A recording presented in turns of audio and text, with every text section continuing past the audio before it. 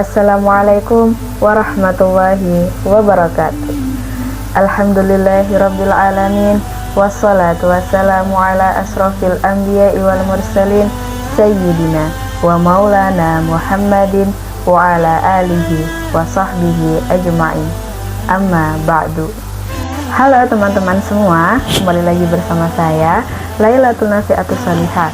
Dalam 7 menit ke depan, saya akan menyampaikan sebuah kisah inspiratif yang berjudul Pengorbanan Pemegang Amanat Umat, yang bersumber dari buku Dahsyatnya Ibadah, Bisnis, dan Jihad Para Sahabat Nabi yang Kaya Raya, karya Imam Mubarak bin Ali, pada halaman 152 sampai 156. Teman-teman semua, ternyata ada salah satu sahabat Rasulullah SAW yang bernama Abu Ubaidah bin Al-Jarrah. Abu Ubaidah bin Al-Jarrah ini merupakan seorang muhajirin dari kaum Quraisy Mekah yang juga menjadi salah satu orang yang masuk agama Islam pertama kali. Jadi Abu Ubaidah ini masuk agama Islam sehari setelah Abu Bakar As-Siddiq. Selain itu, Abu Ubaidah ini juga dikenal sebagai salah satu sahabat yang paling dipercayai oleh Rasulullah SAW. Nah, hal itu sesuai dengan perkataan salah satu sahabat, yaitu Abdullah bin Umar. Ia berkata bahwa terdapat 3 orang Quraisy yang bermuka cerah, berakhlak mulia, dan pemalu. Apabila mereka berbicara denganmu, maka mereka tidak akan berbohong, dan apabila kamu berbicara dengan mereka, maka mereka tidak akan menuduhmu untuk berbohong.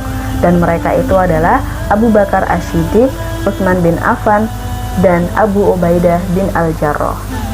Nah, teman-teman semua, Abu Ubaidah itu juga dikenal sebagai seseorang yang teguh dalam membela agama Islam.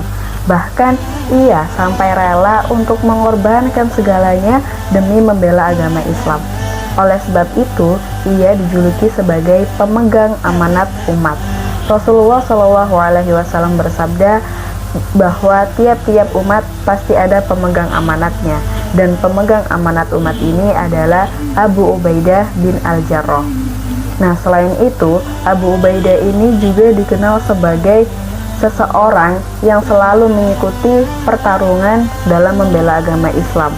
Oleh sebab itu, ia pernah ditunjuk untuk menjadi seorang panglima perang yang bertugas untuk memimpin pasukan muslim dalam perang melawan kekaisaran Romawi.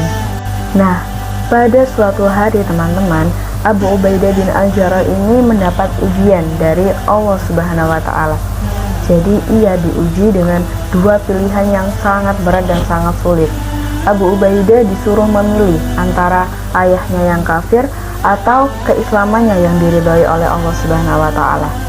Nah, karena Abu Ubaidah ini teguh dalam membela agama Islam, maka ia lebih memilih keislaman yang diridhoi oleh Allah Subhanahu wa Ta'ala dan rela untuk mengorbankan ayah kandungnya demi agama Islam. Nah, hal itu dibuktikan pada saat perang Badar terjadi, teman-teman. Jadi pada saat itu Abu Ubaidah ini berada dalam barisan kaum muslimin, sedangkan ayah kandungnya itu berada dalam barisan kaum Quraisy yang kafir dan musyrik. Nah, pada arena pertempuran, ayah kandung Abu Ubaidah ini selalu mengejar, selalu mengincar Abu Ubaidah. Akan tetapi sebaliknya, Abu Ubaidah ini selalu berusaha untuk menghindari dan menjauh dari ayah kandungnya tersebut. Akan tetapi semakin Abu Ubaidah menghindar, semakin Abu Ubaidah menjauh, ayah kandungnya tadi itu semakin penasaran dan semakin bernafsu untuk membunuh anaknya sendiri, yaitu Abu Ubaidah bin Al-Jarrah.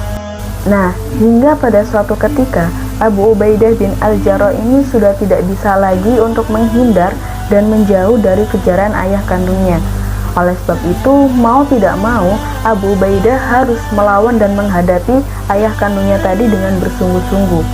Nah, dalam pertarungan yang sengit antara ayah kandung dan anaknya, maka Abu Ubaidah terpaksa untuk membunuh ayah kandungnya yang terus berusaha untuk melawannya.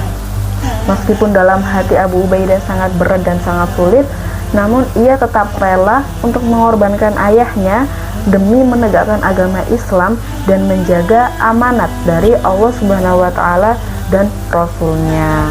Nah, teman-teman semuanya, berdasarkan kisah inspiratif dari Abu Ubaidah bin Al-Jarrah tadi, maka pelajaran yang dapat kita peroleh adalah dalam menegakkan Islam, kita tidak boleh melakukannya dengan setengah-setengah, melainkan kita harus melakukannya dengan bersungguh-sungguh, dengan sepenuh hati, bahkan kita harus rela untuk mengorbankan segalanya demi menegakkan agama Islam dan membela agama Islam.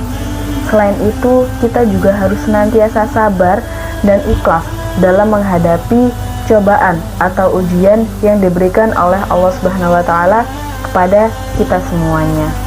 Demikianlah kisah inspiratif yang bisa saya sampaikan. Semoga dapat bermanfaat bagi kita semuanya. Kurang lebihnya saya mohon maaf. Wabillahi taufiq wal hidayah, wa ridha wa inayah. Wassalamualaikum warahmatullahi wabarakatuh.